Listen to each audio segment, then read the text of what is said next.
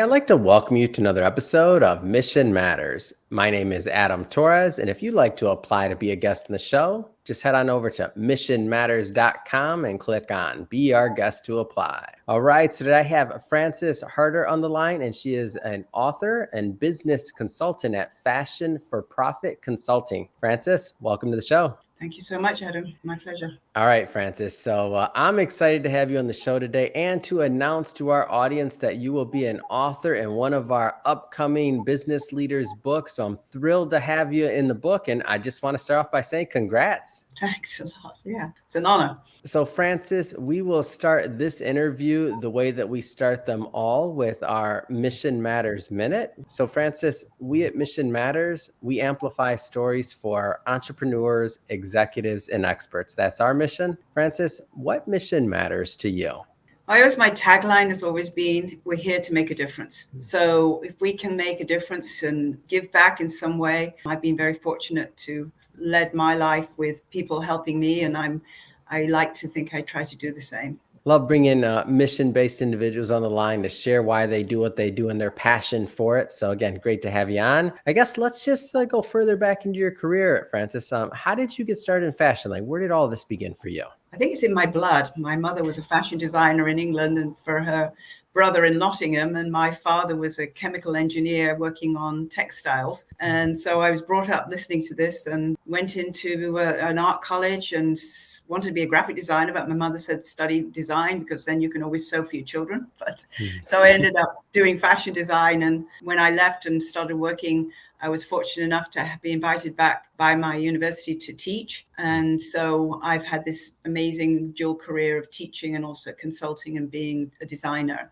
So that's where it really started. So I definitely want to go further into your consulting and how you're helping businesses and brands. But I think let's stay in your earlier days a little bit longer. So I know that obviously things have changed in fashion as they have in many different industries with the move to digital and just all these other ways that people are consuming content, and just as fashion specifically. So just the industries that have arisen even around fashion themselves, whether it's covering it and things like media or social media or all these other things. Like, there's so many different more avenues, I feel like, for creatives to pursue in general that are interested in fashion. I'd be interested to hear from your vantage point, for those that will watch this now and into the future that are considering a career in fashion.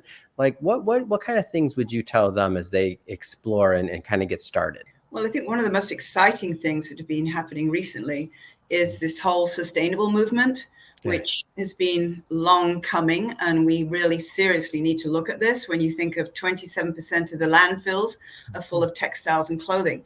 So we're seeing this incredible creativity from young designers.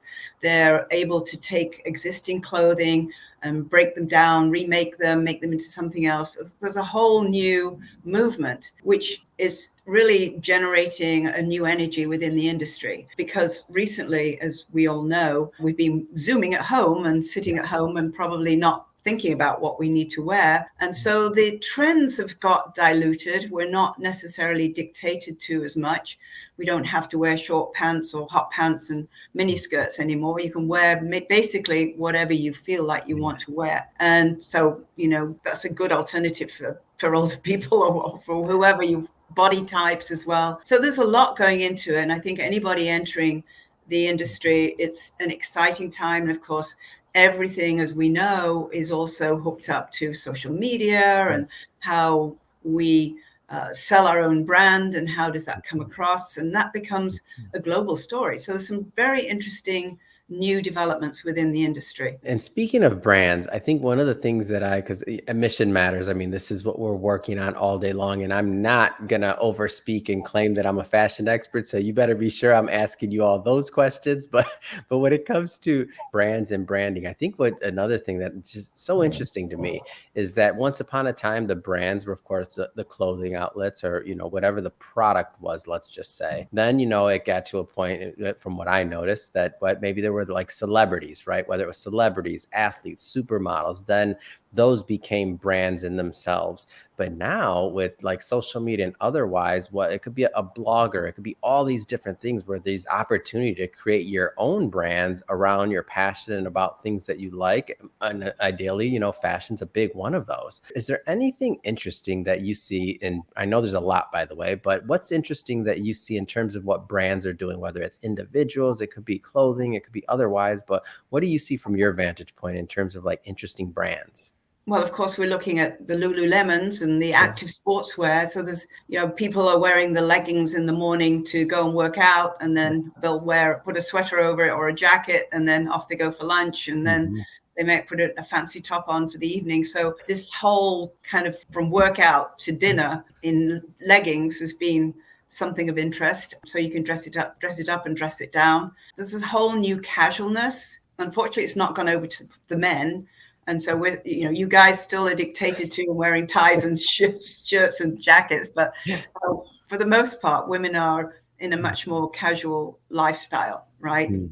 So I want to jump around a bit here for a moment or two. So the upcoming book, and for everybody watching this, we're going to keep the book discussion today kind of surface level, but don't worry, this is intentional. When the book is live and edited and out there and distributed, we will be bringing Frances back onto the show and we'll do a deep dive into her writing. So today we're going to keep it a little brief on the book side of things. But Frances, overall, what are some of the concepts or the ideas that you plan on introducing in the upcoming book launch? Well, I think that my main point was the power of networking and how one door will lead to another door, will open another door. So that's been my experience. And I'm not sure with you, Adam, what your experience has been, but it's, as I say, I was from Manchester, England. And, when I think of when I was working for the United Nations, I was in Peru giving a lecture on the top of 14,000 foot high mountain. And there were all the indigenous, wonderful Peruvian women and men with their indigenous outfits on. And I was just standing there, and there was a translator. Everybody had their earphones in. And I was just standing there. And suddenly in my head, I kind of gasped and I went, I'm from bloody Manchester. How did this happen? How did I get who actually I'm dyslexic, so when I was younger, they didn't even know what that was. I was considered to be, okay, well, she'll forget it, but now when you look at what's going on and how people can be helped with these issues, that was really probably my turning point, was just having the luck of meeting people who helped me. And basically that's pointed out in the book where, you've included me in. Thank you. And I think that young people, and I talk to a lot of college students, that you never know where it's going to go. And I have lots of wonderful interns. One of my first interns when I had my nonprofit FBI, Fashion Business Incorporated, Trish came as an intern from Cal Poly Pomona. Then she came to work for me. Then she became the executive director. And she's now got a pretty nice job working for a big trade show. And we're still the best of friends. So there are many different things that can happen when you meet people who can maybe help you. And I think that's been my fortune and been very lucky. And if I can give back in some way to help others, I like that too. It's awesome. And I agree with you on the networking side of things. Everything that most of the things that I've ever accomplished. And when I think about, like, it was always started with a new person I met, whether it was a new idea, a new concept, it was something else. And that led to one thing, it led to another door. And then you're like, what? Like, even the fact that I'm in media, my background's in finance. I had no idea that I'd be doing this or working on building brands or other things like that. Like, that all came through really networking. And even if it wasn't like necessarily always business deals I did with somebody, it was sometimes just the knowledge of meeting somebody that's outside of your social circle or your day-to-day, right? And so that doing that sometimes introduces you to new ideas. Much like going to watch another movie that you've never seen or another genre movie introduces you to another thing. That's the way I kind of look at like people sometimes when I was out there networking. It's like all brand new movies and things and exciting experiences and, their own backgrounds, their own stories, their own plots. And so when I look at networking, I'm thrilled to get further into this with you, but I'm going to pause it there. We're going to jump around because, as I told the audience, hopefully we warmed up the audience in this one though, because you have something coming up in the book and I'm excited to get into that as well. But not in this interview. We'll do that next one. So just switching focus and topics slightly here, jump around a bit. I want to get more into your business itself. So Fashion for Profit Consulting. So tell us a little bit more about starting this business and kind of where it came from. Well, basically, it came about when I was teaching. As I said earlier, I was teaching for many years, and I was teaching at Otis College of Art and Design as a full-time faculty, and it was a great experience.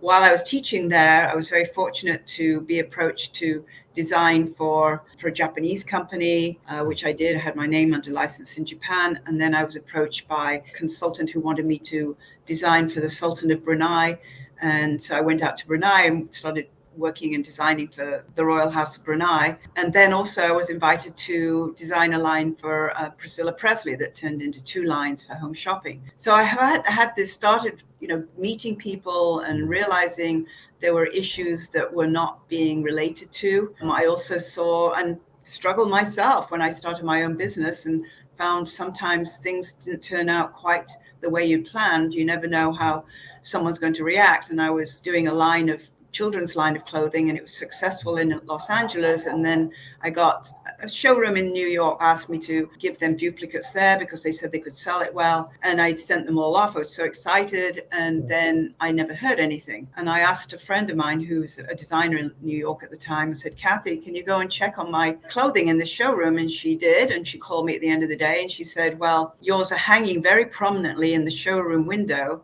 However, not with your label in it. So I had a big bump learning experience, with finding out that and realizing, you need to check people out when you start doing business with people.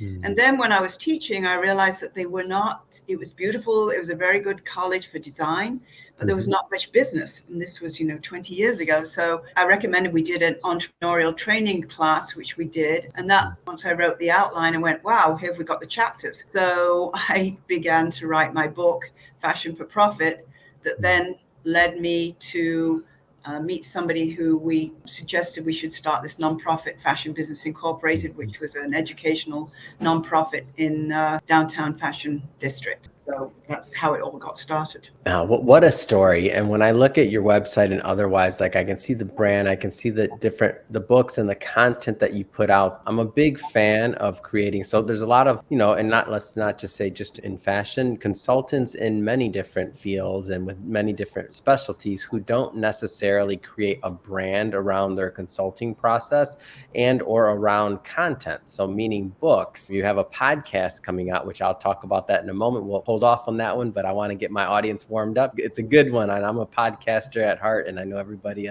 that's been watching the show for a long time knows I love talking about podcasts. But circling back, so the brand side of things, like when I looked at your website, when I looked at like the idea that you're putting out content, that you're branded and that you have a framework, to me, it stands out versus other things in the space. Like what went into creating your brand and maybe some of the content that you're putting out there? Because it's unique. Thank you. It started to all come together when I founded the Fashion Business Incorporated and realized there were many creative people out there who start a business, but they have the creativity, but they don't have the business side. Or on the opposite side, you can have the business side, but not understand the creative side. So I developed these different courses for the Fashion Business Incorporated. We also got funded through the city and we did job retraining. So people who got displaced or were in jobs, we would help them get certified in a better position with short-term training, which I believe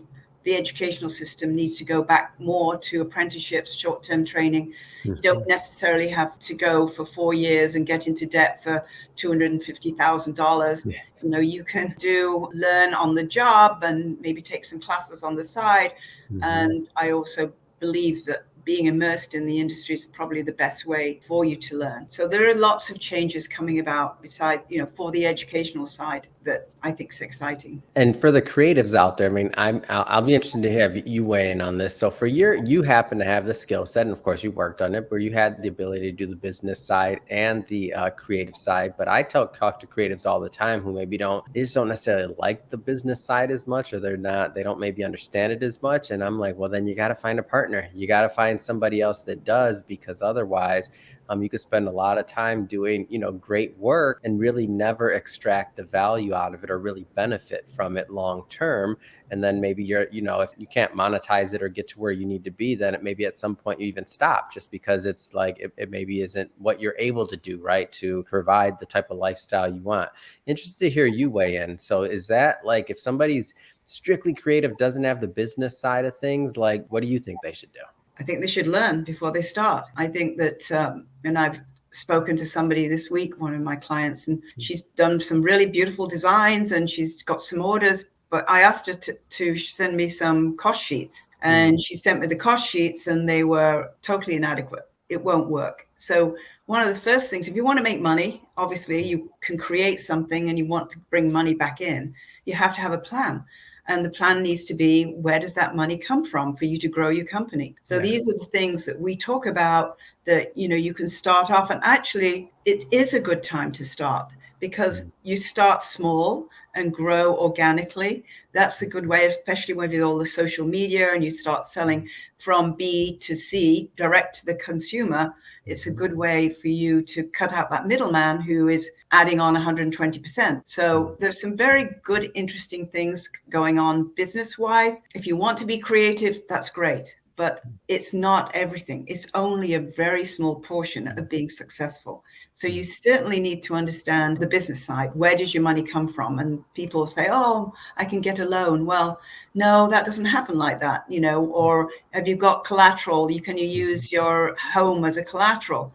Oh, I don't want to risk that. And I say, well, you expect a bank to risk it, but you're not willing to risk it. Yeah. So get a good understanding of how you're going to fund your business, because otherwise, lots of them will perish because they haven't got that ability to understand the business side. I understand that you also do. I mean, you're multifaceted in this industry, obviously, and I think for anybody watching this at this point, they understand that you have a deep skill set. I was kind of surprised to hear. I didn't really understand that this was a niche within fashion, but you're also doing expert witness work. Tell me a little bit more about that. Yeah, it's very interesting. I like a challenge. And I used to play a lot of sports when I was younger. And I always say, sometimes you win, sometimes you lose, right? But with expert witness work, it's basically a lot of it's to do with copyright, trademark infringements, people stealing other people's prints. This is a big one. Colleges seem to teach students that they can scan in a design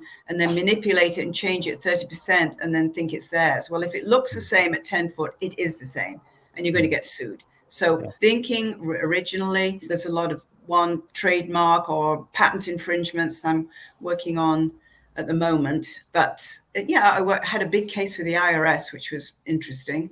And that went to court. That was the only one I have had to go to court with. Normally they get settled. But that was quite a big case, and I quite enjoyed that. And so, not to say that you ever would stand still here, but as I mentioned before, the podcast that you're working on right now. So again, I'm a podcaster through and through, and I knew I liked you in the beginning, but then when you said you're doing a podcast too, I'm like, okay, like I haven't met, and I stick by this, still haven't met a podcaster that I haven't liked yet. I love podcasts, and I feel like the podcast community in general, the people that gravitate towards it, and that I've at least met, I mean, amazing people that are very content centered, and they care a lot about the work they're putting out, and they work really hard on what they're going to give to their audience. So big shout out to all the podcasters out there. But circling back to your podcast that will be coming out, I know it's in production. Tell me a little bit more about the concept. I'm launching a new website, and I'm going to be including on that a podcast that I will do. I plan to do each week, and I've got a whole, my cats come to say hello. Welcome. So I have a whole list of industry people I will be interviewing. And we started yesterday with one of my industry partners, which is called Fashion Tech Works, which is in the Newmark downtown. And they have created this amazing space. So you've heard of WeWorks. Well, it's WeWorks for the fashion industry. So you can go in there and get your patterns made. You can do sampling, a photographic studio, a podcasting studio in their facility. So it's an amazing opportunity for people to see what's going on. So anyway, my husband's walking around. We've got this heating guy, but anyway, so we're partnering with them, which has got this beautiful space, and we're working with them to make this into a facility for new designers to go and get their patterns, their sewing, photography, showroom. We'll have a joint showroom and everything that's needed.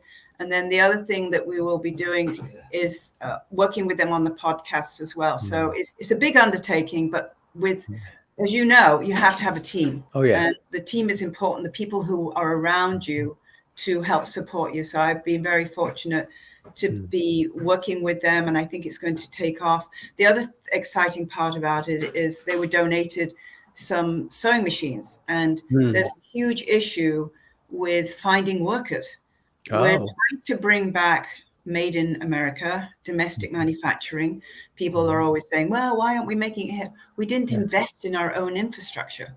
So people are trying to get domestically made, but we can't find the sewers.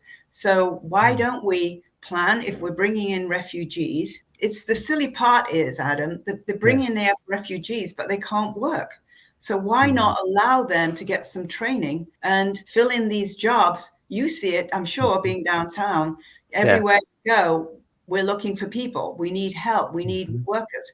So I'm saying we could do training there as well, which I think will be an amazing opportunity to get people into jobs. You know, the minimum wage now is $17 an hour. So, you know, it can be a good step up for them. No, I agree, and I see it. So I see it, and in the work, and that there's just opportunity. There's so much opportunity, because at the end of all of this, I mean, what are we trying to do? We're trying to have people add value. Like, people want to work, people want to add value. I feel most, I'd say, the majority want to add value to the system, and if we can help them along the way, as you said earlier, some type of training program, something that allows them to learn a skill that allows them to add value to the overall system, all the better. Like, we're all the better for that. Absolutely. Yeah, no, I'm all for that. So if we can help them, and it will help the industry as well. So, and our own economy. So I also understand you're doing some work with the United Nations. I mean, you're a busy woman. Like, how did this come about? Well, through doing seminars, basically, in Magic for the trade show there in Vegas, there was somebody from the United Nations sitting in the audience. And speaking of networking, as you said, right? Like, absolutely. And so they are working with third world countries and helping them to enter the American market. So my first project was working with Peruvians who are doing alpaca products, and women mostly. And so I was out there helping them to understand how to develop the products to enter the American market. So you have this whole difference in culture with, as you probably are well aware of, the difference in cultures with who you're working with. With Peru, of course, it's, you know, South America, so it's not too far. It was an amazing opportunity. I love working with them. I went back there twice, and I hope to go back again as a visitor, tourist. And the next one was in Nepal, working with cashmere producers. And that was the same, trying to assist them merchandise the brands so that they could show well in America. And then recently with Egypt, with a cotton supplier, Egypt Cotton. And unfortunately, I couldn't go there because of what was been going on for the last couple of years. So a lot of Zoom meetings with them. But some of them come out to Magic at Vegas, so you're able to see them. And I have to say, I think you can be much more effective if you can go and visit these people rather than trying to Zoom meet with them. And there's a big, huge culture difference between all these different countries. And if they want to enter the American market, can write reams and reams and reams. But the bottom line is, do what you say you're going to do. Don't mess around with Americans. If you do, be honest about it. But if you're going to mess around, they won't come back to you. Well said, and great perspective from your vantage point of being a thought leader in the space for a long time and working in the space too. So well said. Well, Francis, I have to say it has been great having you on the show. I mean, you got a lot going on, everything from obviously the rebrand, your website that you'll be launching, your podcast. We have a book together we're launching. I have to just say, and I'm sure I forgot a couple of things, but I have to say, so what's next? I mean, what's next for you? What's next for your brand? Well, I'm now working on doing my 11th edition of Fashion for Profit. We were in the 7th one. So I'm updating that with the help of a good friend of mine, Nancy Spalding, and we're busy on updating the sustainability part, which is, as I said earlier on, a very big part of the change in the industry. from everything from the dyes to the way cotton's grown to how it's manufactured and what happens to the waste, things like that. There's some really interesting things happening. If somebody's watching this and they want to follow up and learn more and connect with you and your brand, what's the best way for them to do that? Well, through my email, which would be Frances with an E. I can't tell you how many people spell it with an I, but I keep saying I'm not the Pope yet, but Frances with an E at fashionforprofit.com, forprofit.com. So you email me and I'll be happy to help you in any way I can. That's wonderful. Again, appreciate you coming on to the show. And speaking of the audience and everybody that's watching this, if this is your first time connecting with Mission Matters or listening to an episode, we're all about bringing on business owners, entrepreneurs, and executives and having them share their mission, the reason behind their mission, why they do what they do, and what we can all learn from that so we can all grow together. If that's the type of content that sounds interesting or fun or engaging to you, hit that subscribe button because we have many more mission-based individuals coming up on the line and we don't want you to miss a thing. And Frances, really, it has been a pleasure. Thank you again for coming on the show. Thank you. Give me the opportunity. I appreciate it, Adam. Thank you.